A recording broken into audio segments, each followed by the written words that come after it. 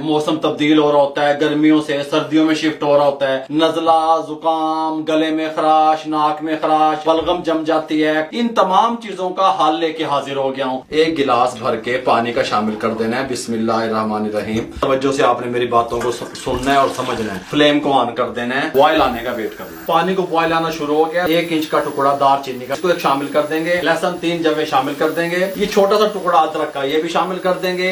ये अदरक जो है ये एंटी बैक्टीरिया का काम करेगा अल्हम्दुलिल्लाह। 1 इंच का टुकड़ा है ये। सुने, मुंह की तरफ करें कैमरे। हल्दी शामिल करेंगे।